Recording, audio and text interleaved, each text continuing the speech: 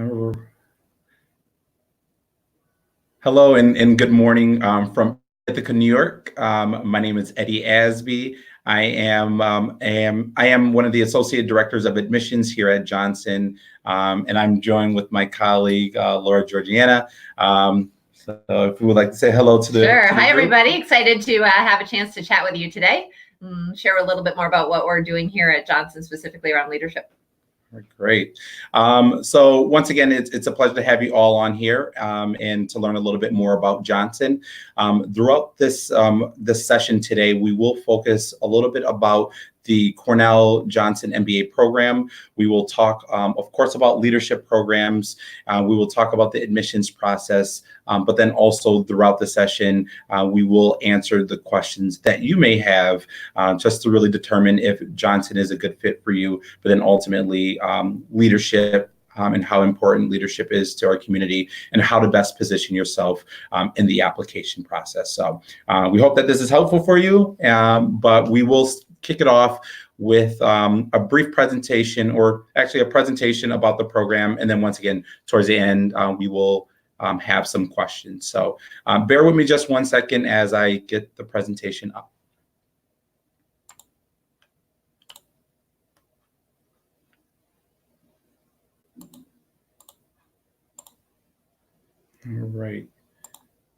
All right. So by now, everyone should be able to see our screen that will talk about, of course, the Cornell MBA Leadership Excellence and Development. So I'm just going to kick it off just regarding our program and the agenda for today. So what we will talk about is our MBA Programs Overview. We will talk briefly about our Immersion Learning program. We'll talk about our Cornell Tech MBA campus and our MBA program in New York City. Laura will kick it off and talk further about leadership. And then once again, we will talk about the admissions and application process. All right, so as you can see here from this slide, there's a variety of MBA programs that Cornell offers, within the MBA space. I know that many of you are probably looking at a residential MBA program, but we do offer our 2-year MBA program, a 1-year MBA program. There is that Cornell Tech MBA program, as I had mentioned, and then there are a couple different executive programs along with some dual degree programs focusing on healthcare leadership, and then a program with Tsinghua University in China as well. As you start thinking about the MBA, it's very important that you have a really good sense of which MBA program makes sense for you. So as you start thinking about an MBA, the self-reflection part is something that's very key. All right, so when you think about a 1-year MBA program, the type of student that we may see in the program is either someone who is advanced in their career, someone who, of course, is looking to do an accelerated MBA program. We see a lot of students who are completing dual degrees in that program, where also the 1-year program has approximately 70 students in the program versus that 2-year MBA program that is approximately 280 students in the class. But also in that 2-year MBA program, you see those who may be earlier on in their career. You see those who are looking to change their career, function, of course, industry, but then also someone who needs that 2 years of networking. Hello, Eddie. Can you check if Yes. the slides are moving? Okay, yeah, it's better. Okay. Thank you. Yep. All right. So to continue on with the 2-year MBA program, once again, you see those who may be a little bit earlier on in their career.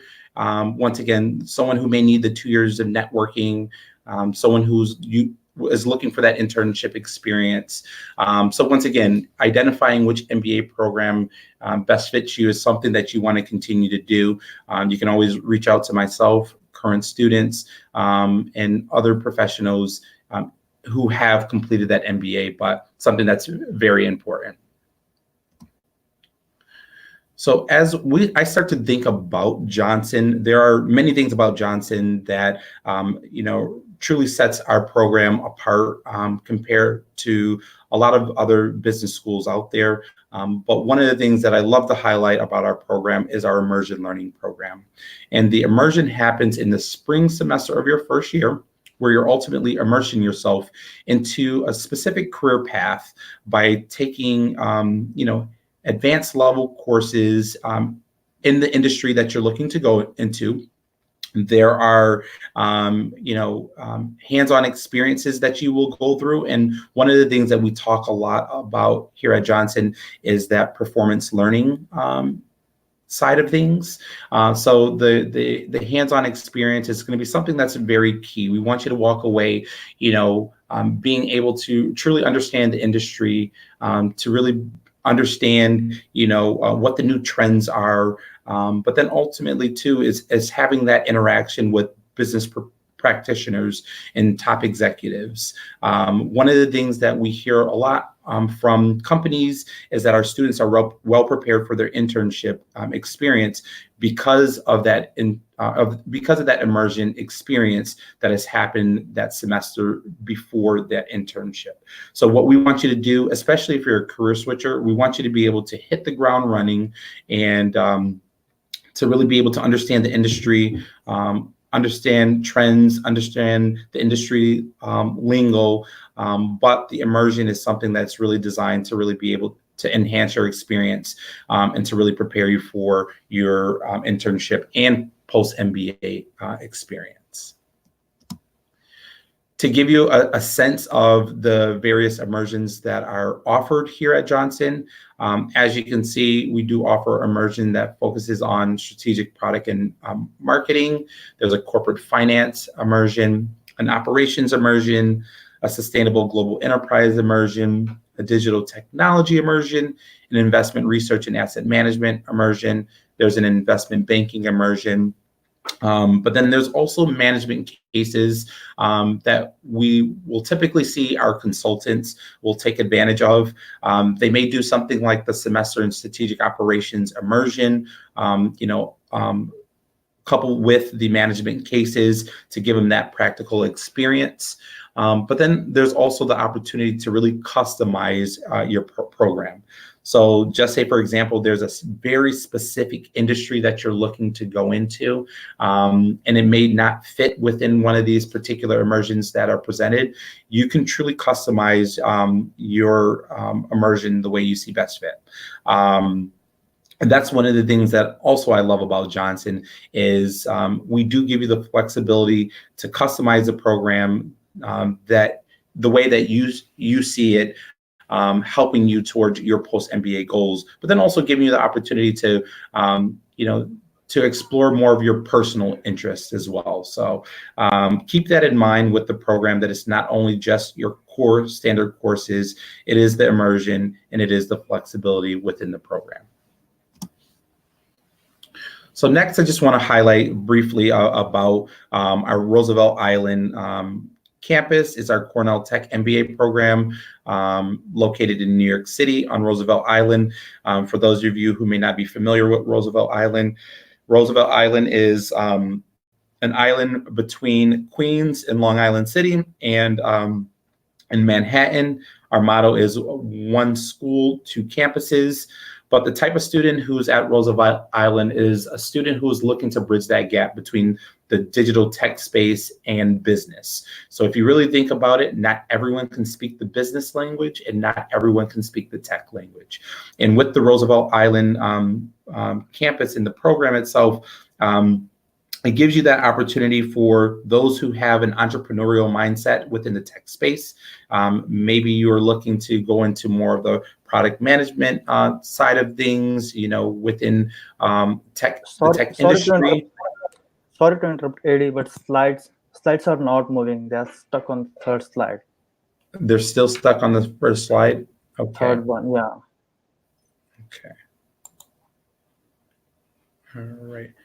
Bear with me just 1 second. Sure. All right.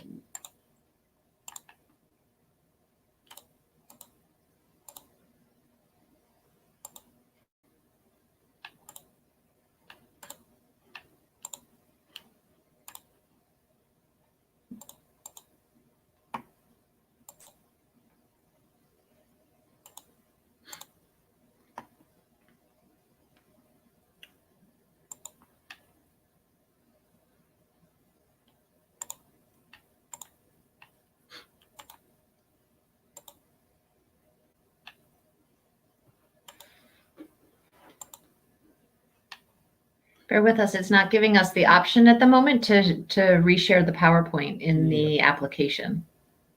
Do you have any guidance for that? You need to go back to StreamYard and share your screen first. Right. That's where we are. And that's where we are.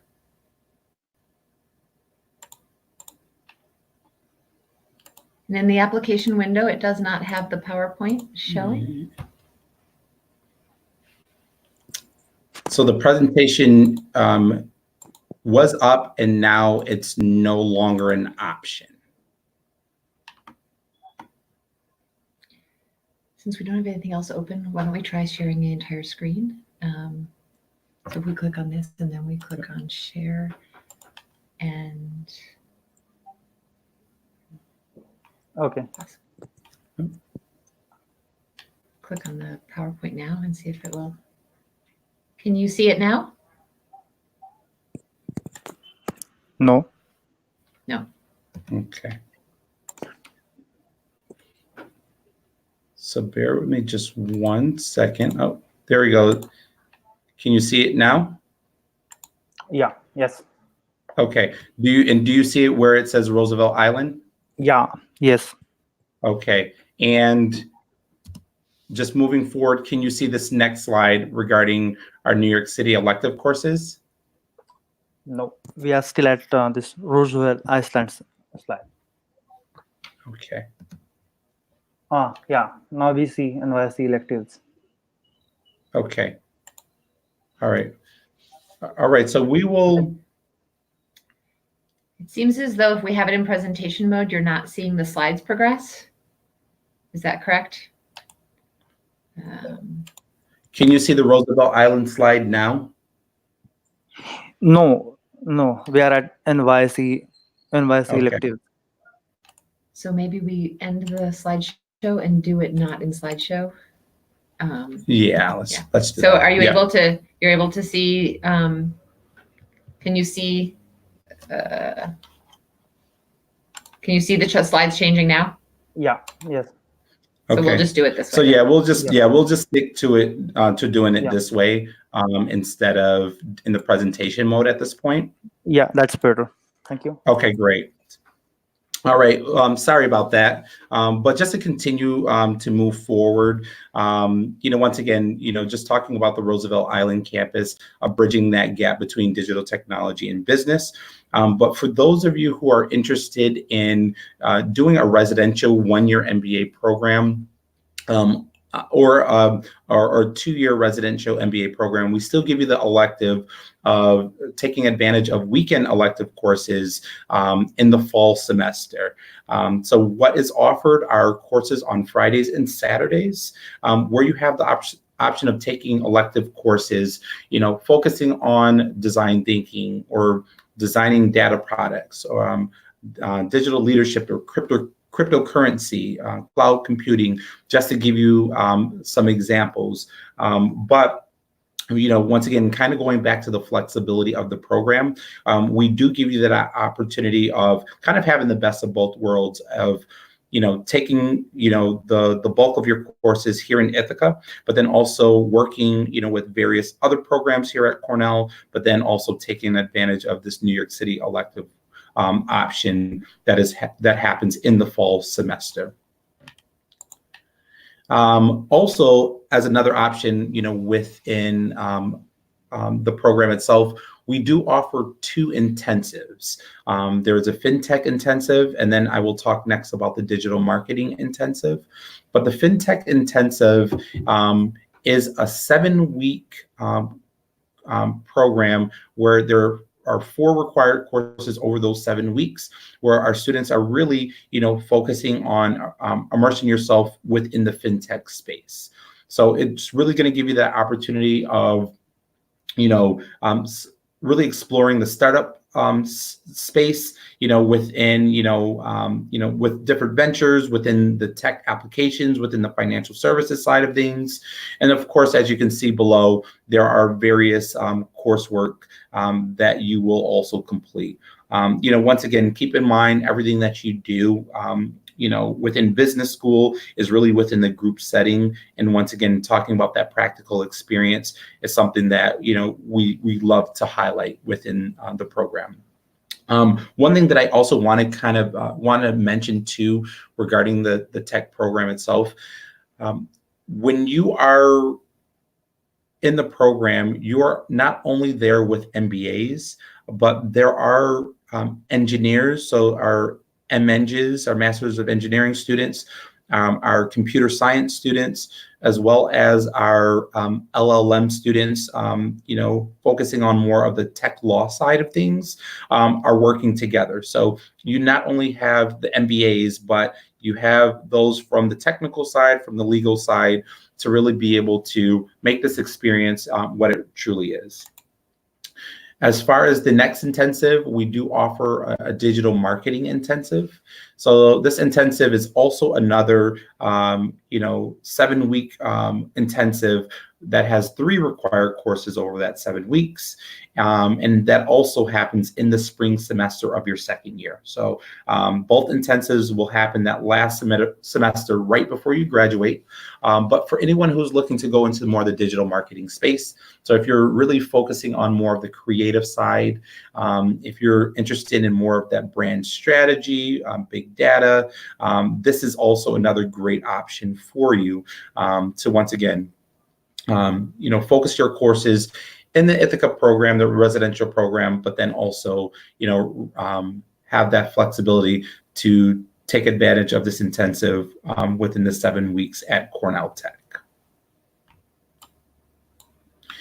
And just to kind of give you, a brief overview of what the campus looks like.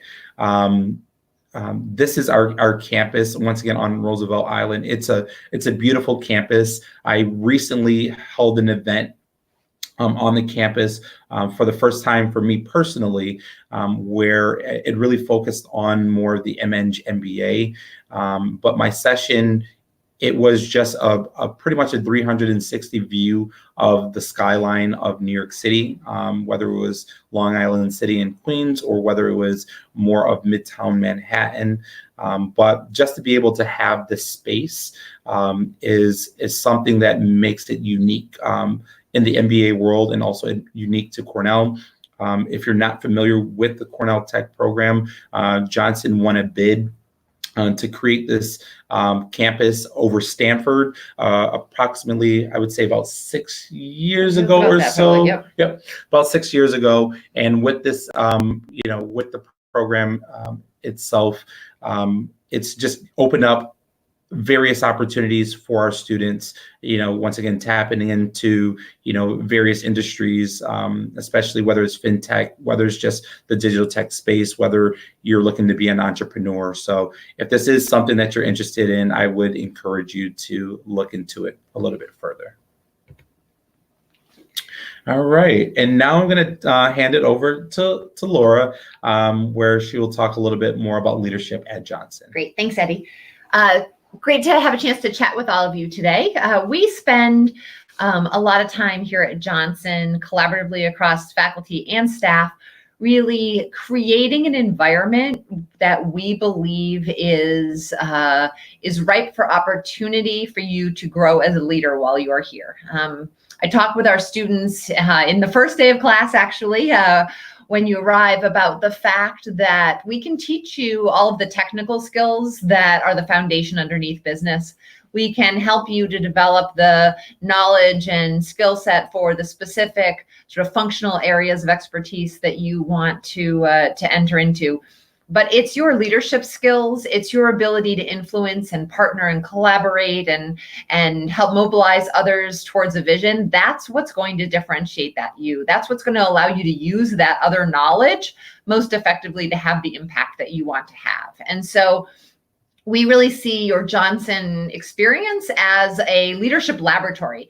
This is an amazing space within which you can stretch yourself, you can push try new things, experiment with leadership styles that feel authentic to you and help you to get the results that you're looking for. I joke with our students that I see 24/7 of your time at Johnson as a leadership opportunity. So it's not simply your time in the classroom, but really the entire full integrated experience of your MBA is an opportunity to grow as a leader. The foundation underneath the way we talk about leadership and think about the things that we're offering to our students around leadership is built around our, what we call our 4 C's leadership framework. So we have done extensive work looking at the research around leadership and where can we see research that directly ties certain sorts of capabilities and skill sets to the ability to be a more effective leader. We took those various different capabilities and we organized them, because of it being Cornell, we organized them under 4 C's. And these are 4 C's that we use to drive our strategy around helping folks to grow. The first C, really, which is just essentially the foundation, is competence. Do you inspire others to feel as though you are capable to take on the things that you are accountable for? In this category, we explore things like your decision-making capabilities, your critical thinking skills, your ability to manage stress, those sorts of things. The foundational elements of being able to be a really strong, effective contributor to any environment that you're a part of. But that alone is not enough, right? That sort of gets you the first step in the door. The second category we talk a lot about is this idea of character. So are others able to essentially trust you and feel confident that you are going to act with integrity, that you have a set of values that are going to drive you to make ethical decisions on behalf of the larger organization in which you are leading? The third area is around compassion. I joke with our students about the fact that, we can design a beautiful organization and then you put human beings in it and they mess it all up. The reality is, right, organizations are simply a collective of human beings.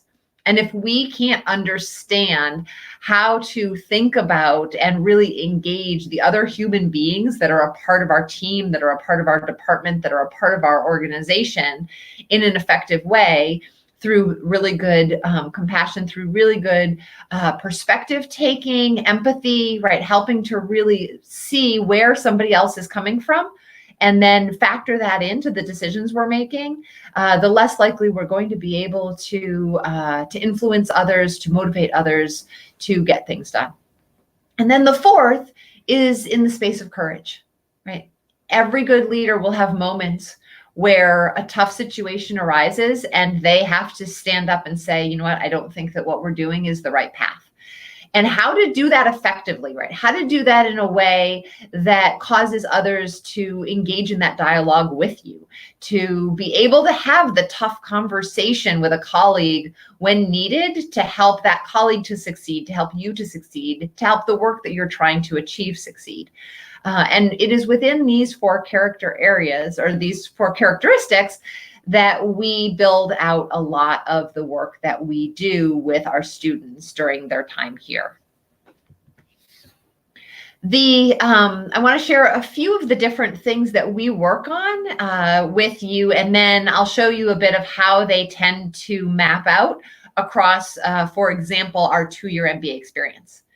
One of the first things that happens for all of our residential MBA students before they arrive, whether you're in the 2-year or the 1-year program, is that we ask you to actually complete a 360 leadership assessment prior to arriving at Johnson.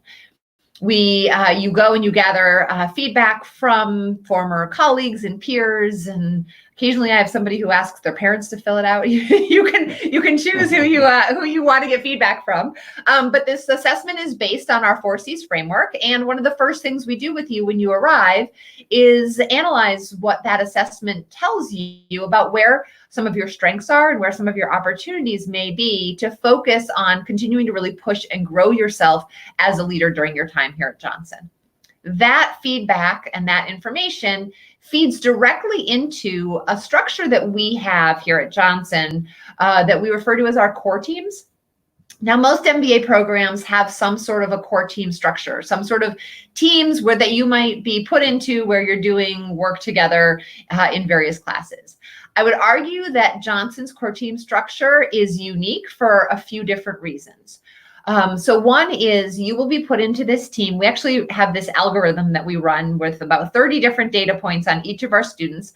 And we utilize this algorithm to help us to create highly diverse teams where we're going to bring people from different backgrounds and experiences with different sorts of interests together. And you will work together in these teams in assignments across all of your core courses in your fall semester. We have you take turns leading your team on these various assignments, and we have a structure by which the team is giving you feedback when you led as to how you did. These teams are coached by second-year students, which I'll talk about in a minute, but really we use this not only as a way to sort of do shared work, but to also, in a very practical, applied way, learn about your own leadership, learn about followership, learn about team effectiveness and team dynamics. And we have coursework that goes along throughout the fall to support you in the process of that. We also run a variety of case competitions inside, as well as support students to go into case competitions outside as another great opportunity to step up and lead in various sorts of contexts that may be new, different, and challenging for you, and provide support for especially a couple of these as real leadership-specific learning opportunities. Throughout the years, the 2 years or the 1 year, depending on which program you're a part of, that time that you're here, we run a variety of workshops as well that supplement the classroom courses on leadership. We target different sorts of key skills and run very active, engaged workshops, including some that have sort of simulations involved in them. These, the portfolio of workshops we run is a dynamic portfolio that varies to some extent based upon what we've identified through the macro results of the 360 assessment for a specific class of students, as well as based on other feedback we receive directly from students on topics that they'd be interested in. And we create environments where you can really grow and immediately apply some new tools around some specific skill sets that are important to you relative to your leadership. Johnson is a place where there is an infinite number, essentially, of leadership positions for you to take from a co-curricular perspective outside of the classroom. We have about 70 different organizations that are student clubs. Many of these have very important roles in the ecosystem of the Johnson community. So whether it is Old Ezra, our finance club, whether it is the consulting club, our marketing association club, executive leadership club, these clubs are what we call our professional clubs, and they help to really drive a huge portion of the recruiting preparation and execution process for our students and for essentially people's peers. And it's an amazing opportunity to grow your leadership skills. I always joke with our students that there's nothing harder than leading a group of peer volunteers. And if you can figure out how to master that, then when you go back into the workplace where you're leading people who it's actually in their job description to do the things you're asking them to do, it'll feel like a breeze. So we run some specific targeted training to support our club leaders, as well as a club leader, you can apply for dedicated one-on-one coaching from an executive coach during your first semester as a club leader. We also, as I mentioned, have what we call Johnson Leadership Fellows. These are second-year students who coach the first-year core teams that I spoke about earlier. They receive intensive instruction in leadership of teams and coaching of individuals through a full fall semester course that they take in conjunction with their duties as a leadership fellow. And this is a sort of prestigious opportunity where you can get nominated and selected for this program. We run 3 amazing expeditions. I feel like sometimes there's nothing better than getting yourself out of your comfort zone in order to really push yourself and see maybe some leadership skills that you have in you that actually surprise you. So we run one in the Adirondacks, which is a beautiful part of upstate New York, a few hours from where we are, which is a canoeing, hiking, rappelling, and camping expedition. We run a 10-day expedition in Patagonia, where for 10 days you are in pure isolation, exploring sort of and navigating your way from the drop-off point to your pickup point, with support of our partner, NOLS, which is the National Outdoor Leadership School. And then we also partner with the U.S. Marines. We go to their officer candidate school at their base at Quantico, which is in Virginia, and experience and discuss what it looks like to demonstrate military leadership. The last of the things that I wanted to highlight is our Park Leadership Fellows program. And Eddie will talk probably a little bit about this when he talks about some of our scholarship options. But the Park Leadership Fellows is a unique program to Johnson's 2-year MBA program that I'm not sure that there's anything quite like it in any other school. It's a full tuition 2-year merit-based scholarship. And we take about 24 students annually into this program. It is a cohort-based experience where we are pushing as a cohort significantly deeply into who are you as a leader and how do you want to have impact as a leader. And it has a very sort of servant leadership orientation to it. And so there's an expectation that you'll take on a leadership role within Johnson and have positive impact on the Johnson community, as well as during your second year, have an opportunity to do a project with a nonprofit organization in the Ithaca community and have an impact on that community while you are here as well. I'm not going to go through this in detail, but I just wanted to sort of show you that, for example, in our 2-year program, you can see that there are a variety of required experiences that we've talked about, as well as optional experiences that happen in both the first year as well as the second year, with the idea being that these are experiences that are helping to prepare you to execute as strong leaders in both your internship and then obviously as well during your full-time placement.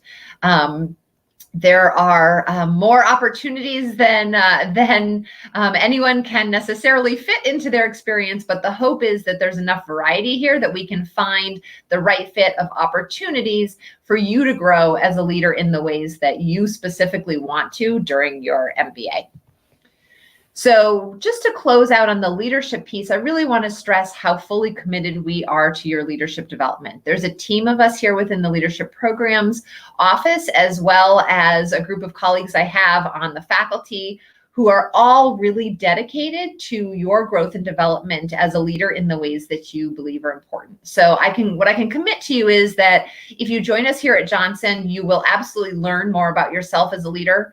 We'll give you opportunities to lead teams of peers under pressure with real consequences, give you structured ways to receive meaningful feedback on your efforts, as well as to learn how to give really good feedback to others on their efforts, and use this information to become a more effective leader in a way that's important to you. So I look forward to hopefully having some of you come and join us on that leadership journey. I'm going to turn it over to Eddie, and he's going to talk, I think, a little more about sort of the admissions process. All right, great. Thank you so much.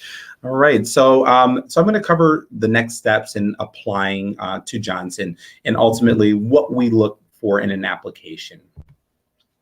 All right, so as you can see here, here's your admissions checklist. I'm pretty sure that many of you have already, looked at the requirements of what it takes, and it's pretty standard amongst business schools. But here at Johnson, there is that application fee of $200 to apply to the program.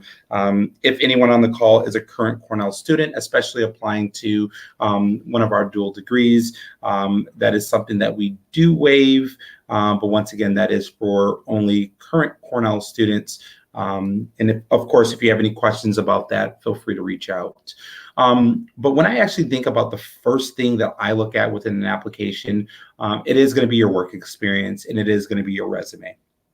So I would really, if you haven't touched your resume in a while, definitely go back, look at your resume, really identify, things that have changed, highlight your career progression, any achievements, any accomplishments.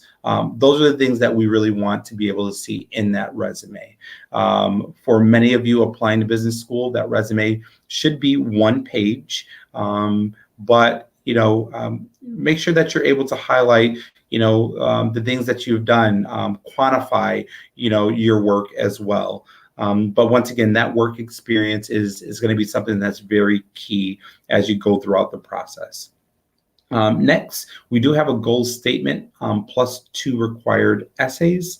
The goal statement is very simple. It is, what is your short-term goal? There are a couple fill in the blanks that you will fill out. So you'll say, my short-term goal is to be a consultant at, this specific firm, and maybe in this specific industry. Same thing with the goal statement for the long-term goals. Once again, it's a fill in the blank that you will fill out, but then we do give you the opportunity in brief essay form to elaborate a little bit further on what those goals are. The next is 2 required essays. It is the impact essay, and it is the back of the resume essay. So for the impact essay, impact here at Johnson is very important to us. When I think about our class size, when I think about our location, you're talking about a set of students, classmates, and just community who are really invested. And we want students who ultimately want to be here and who are going to make an impact within the community.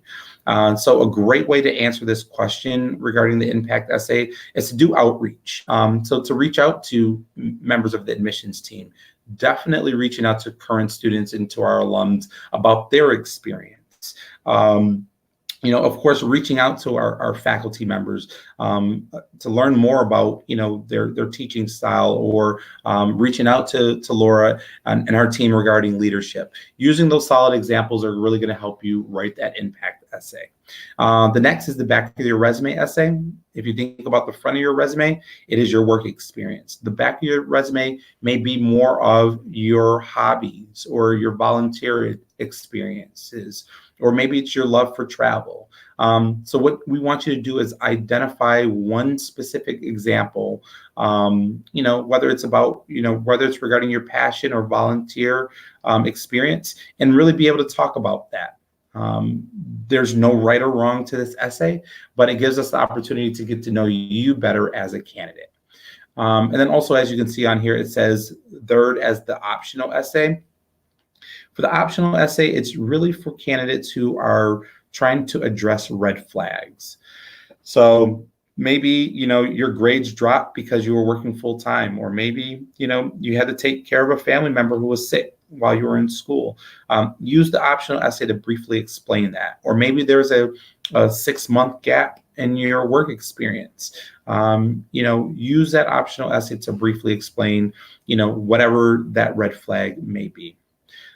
Next is just a list of activities. Once again, any volunteer experience or various other activities that you're a part of. We do require 1 letter of professional recommendation. I know that some candidates will ask for a professor to write that letter of recommendation. We would rather have someone who can really speak on your work ethic within the professional setting, can highlight, how you've, contributed, to the company, maybe, your strengths, within your work experience, and then any additional information that we surely need to know. Of course, your transcripts are very important. So your undergraduate work, if you've done any graduate work, those are things that we do look at. The GMAT or the GRE is also required. For admissions purposes, it does not matter which test you take. But what I will say is, depending on what career interests or career path you're going through, you may want to look at one test over the other. For example, for some investment bankers out there, I know that some investment banks may really, focus on that GMAT over the GRE. But once again, continue to do your research on, the career path, companies, and what they're ultimately looking for. If English is not your native language, or if your institution, from your undergraduate side, was not instructed in English, you will be required to take the TOEFL or the IELTS. And then the last thing within the admissions process, there is an interview, which our interview process is invite only. That's ultimately your opportunity to shine, to tell your story on how you're a good fit for the program. The last thing that I will say about the review process for admissions, it is a holistic approach. A lot of candidates think that it's about a high GMAT, and don't get me wrong, we love to see a high GMAT or a high GRE, and of course a solid GPA, but it's much more than that. It is the work experience. It is understanding your goals or why you're a good fit for our program, and why this is the right time. So make sure that you do your due diligence, do some self-reflecting, and put the best application together. To give you just kind of a sense of the application deadlines, we just had our October round that just passed on the 8th.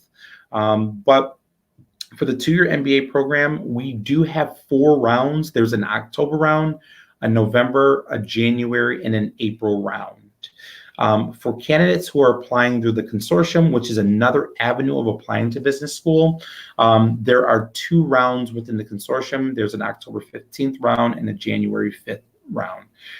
Keep in mind that if you are applying via the consortium, these are your only 2 dates. You do not want to focus on the other 4 deadlines, for the regular application process. My recommendation, though, is to definitely try to submit your application by the January round. Anything after that January round, if scholarship funding is important, there's little to no funding, but then also there's limited spots available in the class. And then the same thing with the 1-year program, because our 1-year program begins in May and then ends the following May. There is an early action deadline that's already passed. Same with the October deadline. There's a November and a January deadline. Anything after that January 8th deadline, we will be accepting applications on a rolling basis. All right, so next I just want to talk a little bit about our lead events.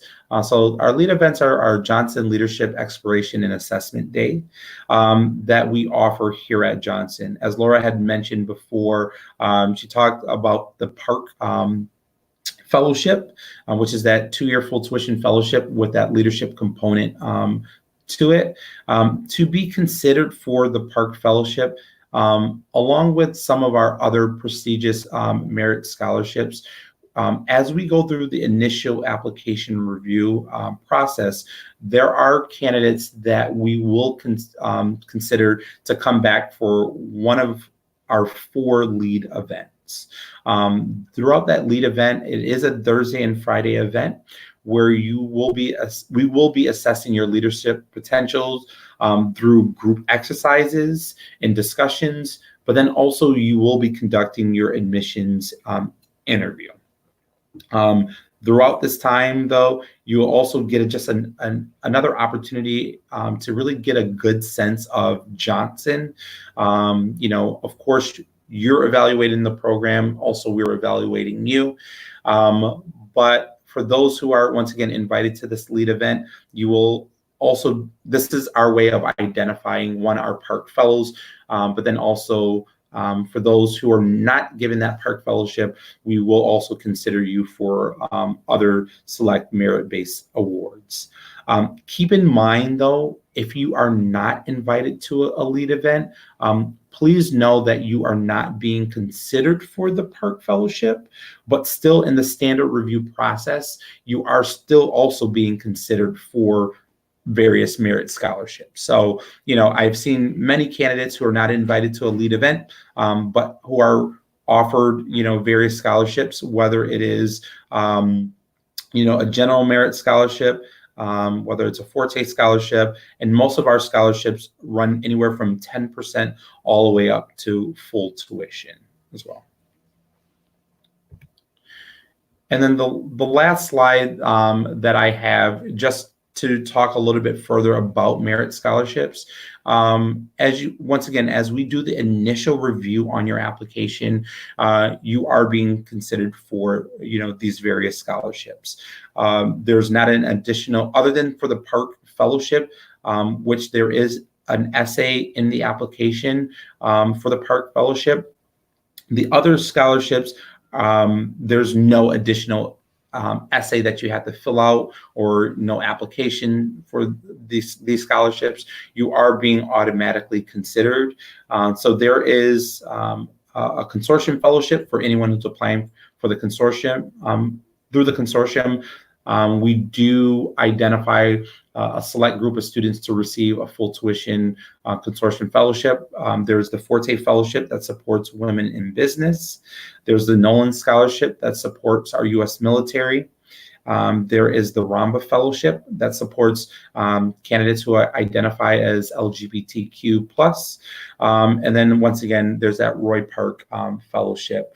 The one thing that I will say, though, about the Park Fellowship, though, it is only for U.S. citizens to apply for the Park Fellowship. So if there are any international candidates, unfortunately, you do not qualify for the Park Fellowship, but once again, may qualify for one of these various scholarships. And also, if you actually go onto our website, there is a complete list of other scholarships that we offer, throughout the program. So keep that in mind, that there are various opportunities for you. All right, and this is our contact information, that we have. Of course, we are always willing to speak with you about, the program, the next steps, leadership here at Johnson. But at this time, I'm sure that there's some questions that have come on. We are going to jump back to the live screen so that we can address any questions that may have come through. All right. Okay. All right. So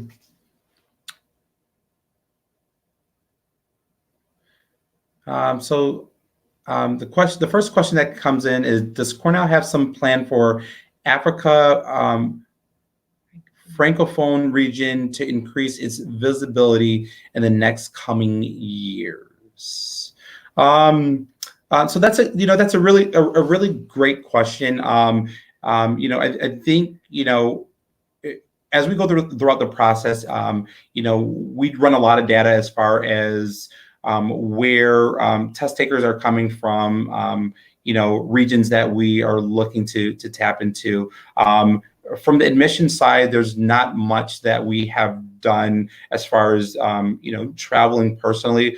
But what our students will do is they will, our students will do, I think they travel through to South Africa every year for one of our student treks, and they hold various sessions in the area to really be able to connect with our students. Of course, if there are, things that you feel may be helpful and ways to, maybe recruit or have more visibility in the area, we're always looking for more, options or feedback in that way, but hopefully in the coming years there's a stronger presence in the area. The next question is, when can we expect round one interview invites? For anyone who's applied in the early round for the one-year program, those invites have been going out within the week, within this week. For anyone who just applied in the October round, right now, those invites probably won't start going out, let's say maybe another couple of weeks or so. It does take our time. It takes our team some time to just receive the applications. We have to process the applications to make sure that all your information and that you have a completed application together. And then we have to do that initial review and do a full write-up. And then we have to identify candidates that we want to invite for an interview, or if we want to waitlist a candidate without an interview, or if a candidate unfortunately has been denied. So once again, give us a couple of weeks for the first round of invites. We had a good first round, so it does take us some time to process, read the applications, But also on our website, there are some dates, and it does tell you our initial notification date. Sorry, I don't know it off the top of my head for that round one, but the initial notification date is the date by which everyone who's applied round one will find out if they have been invited for an interview, if they've been waitlisted without an interview, or if they have been denied. Right. So the next question is, what are specific offerings for people looking for a career in supply chain and operations? Can we jump in on Yeah. that? Sure. Okay. I can jump in on that actually, because I did a little bit of taking some of this. I didn't mention this in my intro, but actually I am a alumna from the Johnson program from 2003, so a few years back. But one of the things that Eddie talked about is our immersions, and our SSO immersion is an amazing opportunity to go from our core courses in the fall to a deeper dive immersion around operations and strategy relative to operations and supply chain and whatnot in an immersive sort of environment across a semester. And in the SSOs, the immersion, you go and you take these trips and you visit all sorts of different companies and look at their operation structure and what are the different approaches that they're taking to operations and supply chain type questions and challenges. So you get a chance to go from everything from like service ops to very sort of old school traditional manufacturing structures and everything in between. You also do a project, a specific strategic operations project with an organization, and have a great combination of faculty who are supporting the process of sort of coaching you through that project and making sure you're sort of pulling the learnings out of it, as well as being able to deliver to the client that is essentially the ones who the project has been sourced from. And those sometimes also require you to travel places to wherever your project client is based and get a chance to have some real hands-on experience within those environments. So we have a wide variety of other electives and whatnot that you can take, but I think that our semester in strategic operations is probably one of the real sort of unique cutting edge opportunities that we have here that is very highly applied. So the combination of sort of taking theory and immediately being able to put it into practice and to see it in practice in a wide variety of different operations contexts is a really unique opportunity that we have here as compared to other programs. Next question is, does a lack of international experience, is it viewed negatively? And no, it's not. No, there are, candidates out there who unfortunately may not have the opportunity to have that international experience, but, it is, what are you doing to really, enhance that application, or, what are various things that you may be doing in the community. There's so many different things that we look at. Of course, international experience, we love to see, and I've seen a lot of candidates, whether it's just studying abroad, or maybe you have had the opportunity with your company to work internationally. But keep in mind, going back to what I mentioned earlier, it is a holistic approach that we do take, and really just identifying, once again, why the MBA, why our program are some of the key things that you want to do. But if you do have that international experience, make sure that you highlight it. And a couple ways that you can highlight it is, of course, one, in your resume. Definitely when you get to the interview, you want to really be able to talk about that experience, but really be able to focus on what those strengths are that makes you who you are as a candidate, and ultimately, the experiences that you've been able to obtain. How could you bring that to the Johnson community? Can I jump in on one? Yeah, absolutely. So, when I think about international experience, when I'm reviewing an application, which I don't review all of them, but I review some of them in partnership with the team for certain specific situations, I think of international experience as one of the many different types of experiences that you can have that help you to really have figured out how to navigate the complexity of the world. And so it may be that you've had international experience, but it may be that, you know what, you've had to lead in complex cross-functional types of challenges in the workplace, or you've gotten actively involved in some organization, some community that you feel really strongly about that is trying to have a positive impact on the local environment that you're a part of.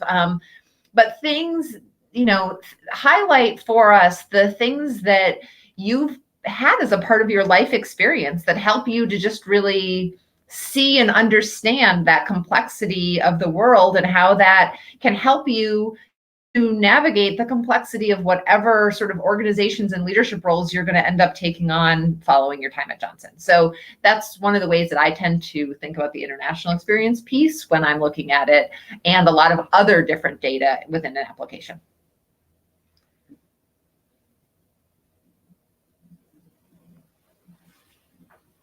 All right. The next question says, can you kindly share about exposure for students coming from experience in or aiming at pharma and the healthcare industry?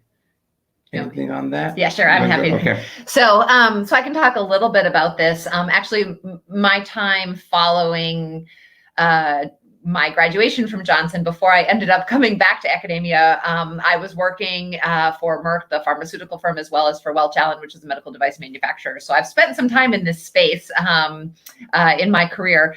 One of the things that I can tell you that is really unique about Cornell as compared to some other programs is we are a small, tight-knit MBA program in the midst of an amazingly large, complex, really rich university. And healthcare, I think, is one of the perfect examples of marrying the MBA experience with tapping into some of the other expertise that exists within the Cornell ecosystem. And so I've worked with a number of our students in the last couple of years who've been interested in healthcare consulting, interested in pharma, interested actually in healthcare administration specifically. And we have a program called the Sloan Program here at Cornell, which is a healthcare sort of industry and administration and whatnot program. And our students will often take a lot of courses over there as a part of building out their full portfolio of knowledge that they want to be able to go into those areas. If you're looking for, say, healthcare consulting as an example, we have lots of opportunities through the on-campus recruiting process to head down that path. As well, we have a lot of support in our career management office if you are looking to take what we would call maybe sort of a non-traditional career path. So, for example, the students I know that have gone directly back into healthcare administration, sometimes those programs are, sort of unique or specific enough that they're not recruiting actively on campus, but we can sort of help you figure out how to navigate your recruiting process directly into those spaces. But as for sort of traditional pharma, biotech, healthcare consulting, those are all opportunities that you can find the career path directly through some of our career management service offerings, and a nice combination of coursework here specifically at Johnson, as well as partnered with some of the amazing coursework that sits in other parts of this university, makes for an ability to really customize your experience with this skill set quite easily.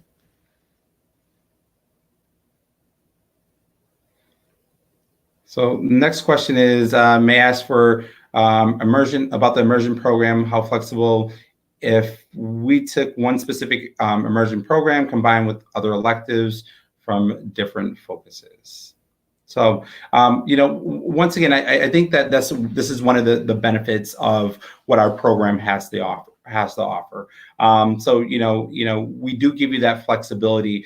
Within the immersion, of course, there are certain required courses, but then also there are elective options that may be available to, throughout that immersion. So, if there is, once again, a very specific industry that you're looking to tap into, once again, and maybe there is an elective course, maybe it's within health administration, or, maybe it's, really focusing on the digital tech space. Once again, you do have that flexibility to either, once again, customize that immersion, but then also there are, those various specific immersions that are also available. And I know that you also went through the immersion experience. So yeah, I think it varies a little bit immersion to immersion. Some of the immersions have more required credits in them than others. And so there's some set of choices of electives that you can do no matter which immersion it is, but how many credits are available for electives will vary from one immersion to the next, depending on which one it is that you've selected. What I would say is the other option is if there's a wide variety of things you're looking to take, sometimes people will, as Eddie said, put together sort of their own customized semester where they're taking a few classes, maybe in where they're sitting in with some of the folks that are in the digital technology immersion, and they're sitting in on a couple of the courses that the folks in the product management immersion are taking, and sort of building their own structure.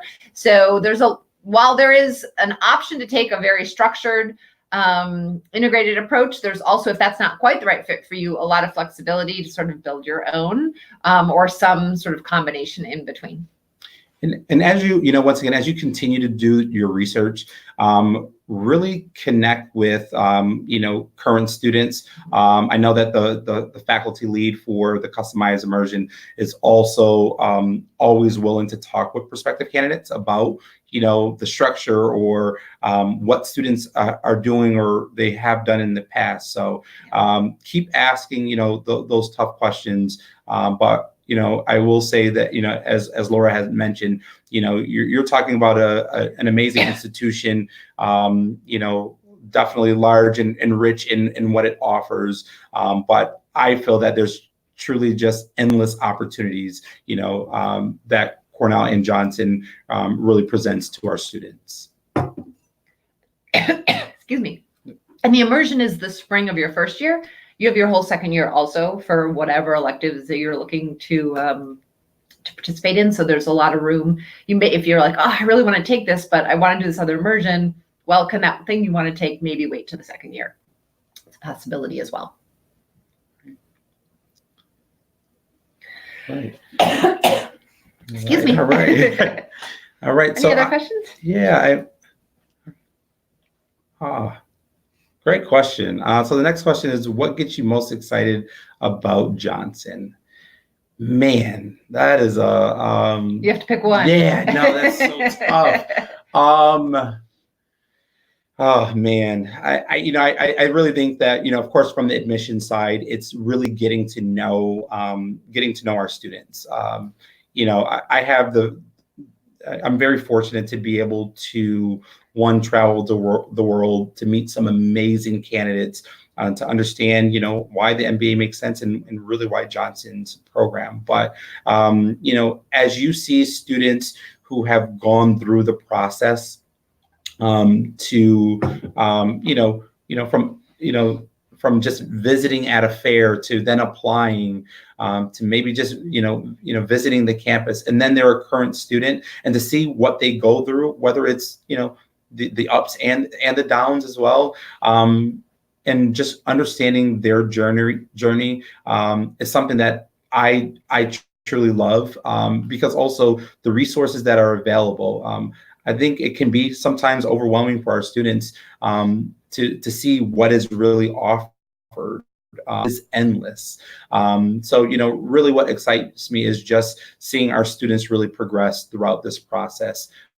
Seeing them become alums and joining me at recruiting events or speaking with prospective students. Those are some of the things that I truly love. And trust me, I can keep going on and on and on, but I'll hand it over to Laura. All right, so I will quickly share that obviously it's sort of a given that I love helping to put hundreds of new, stronger leaders out into the world every year after graduation, but that's sort of given. So the other thing I guess I would say is community. Cornell has a really unique opportunity in the way that our program is designed for you to have a community experience that is just, it's unique. There is no other point in your life where you will probably have the opportunity to be part of a community like the Johnson community. One of the things that is great about being based in Ithaca is that like 99% of our students move here specifically for this experience. And as a result, they are looking for not only an academic experience, but they're looking for people to be, friends with, people to collaborate with, people to do things outside of class with. And as a result, it creates a really rich environment and deep connections that are beyond anything that you'll probably experience anywhere else in your life. And I can tell you, 17 years later, I am still deeply connected to a huge number of the members of my class, and all of our alumni that I talk to speak really fondly of their peers, their time here in Ithaca. And we focus very much on being a collaborative environment. We joke about the fact that we're highly collaborative internally and competitive outwardly, right? So we don't compete against each other. We help each other to succeed and have sort of the full community grow during their time here. But we push a little bit on the outside.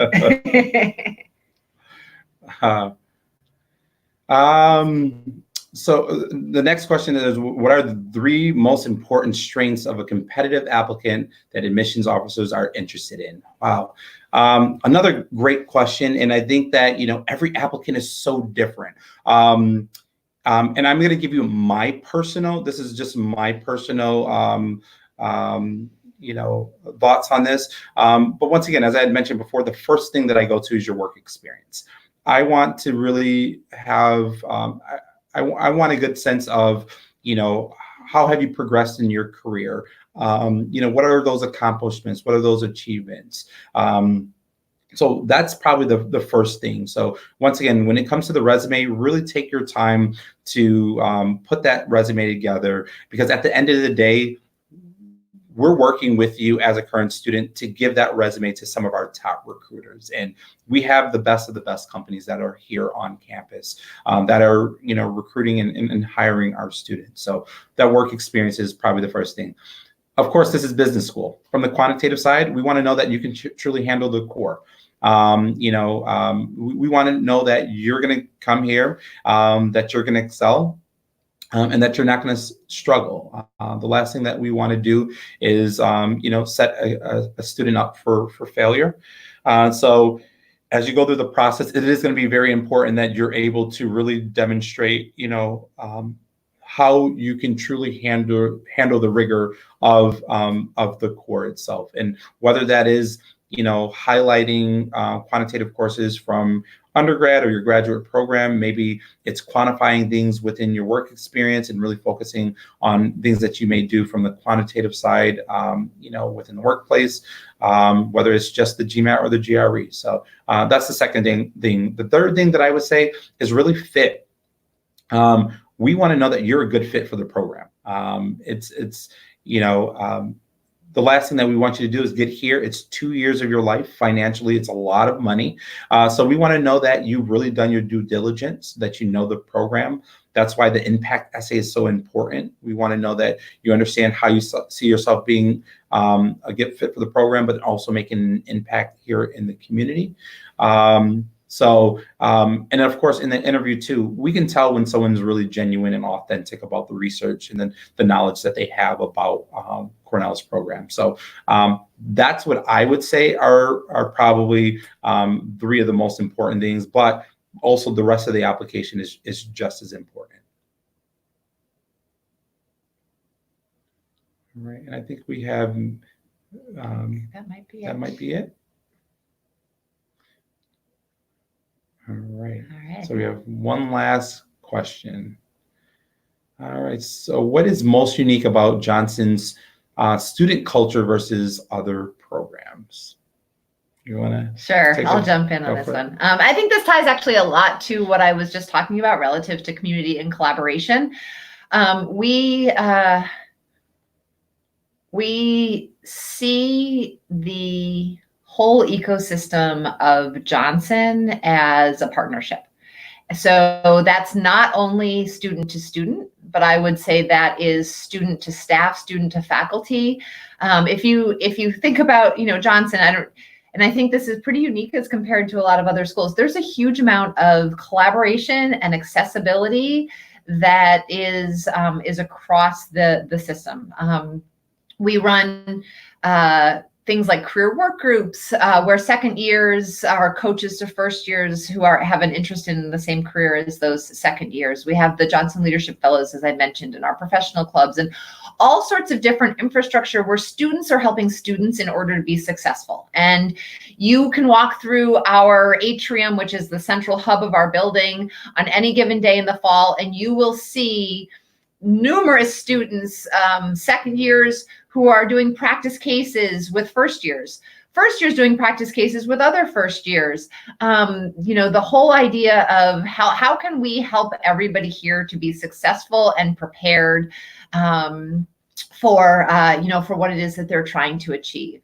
We have a dean of the school who invites the students into his home for dinner multiple times every semester. We have events where faculty bring students into their home for meals and for other sorts of events. Open door policies across all of our staff and faculty with our students. And as a result, there's a real collaboration between our students and the faculty and staff that creates a sense of empowerment, I think, within our student body and within the culture. It's interesting, actually, I just yesterday was doing a session on organizational culture with our Park Fellow students, and we were talking about different sorts of artifacts and values and whatnot that are clear and evident here within the Johnson community, within the Johnson culture. And the amount of discussion we had that I thought was really interesting focused on the balance between collaboration and community, as well as a real strong focus on outcomes and making sure that each and every student is achieving the outcome that they really set for themselves as to why they came and got an MBA, and how those two different values sort of intertwine and intersect in the types of actions that are taken by all members of the community. I think is an example from that discussion of what I think is really unique. You will find peers here who are very much about how can they help you succeed. And that, I think, makes us really unique as compared to many other programs. There's a lot of places where if you're in a big city, half of your class may have just swapped going to work for going to school. And when school is done, they go home and they go back into their network and their day-to-day world that existed previously. When you come to Johnson, you are surrounded by a group of people who are fully immersed in getting every minute of this experience throughout the 2 years that they're here. And that makes for that engagement, that commitment makes for a very different, rich experience for you as a student. Right. Any last piece of advice to applicants? I know it's easy for me to say because I'm not going through the process, but have fun with it. All right. I know that yes, not taking the GMAT and the GRE probably is not fun for many. But I think this is a great opportunity for you to really, once again, focus on that self-reflection. Really just think about your accomplishments and in those achievements. Really think about, really does the MBA make sense? If it really does, what are the next steps? It also gives you the opportunity to visit schools and maybe visit a different part of the country or the world that you've never been to in Ithaca, New York. It also gives you the opportunity to talk to current students and alums about their experience and learning more about how they got to where they are, and how the MBA has been a value to them. So, once again, I know that it's a lot of work that you're going through, especially with full-time experience, maybe your family life as well. But once again, try to have as much fun as possible as you put together a great application. We, from the admission side, of course, we love to meet you and and to learn about your experience. But once again, we want you to feel the same way as you learn more about Johnson. Good. Yeah. That's all right. So yeah, so that's what we have for you for today, and really hope that this session was helpful for you. I know that we love the work that we do, and we love talking with prospective candidates about the program.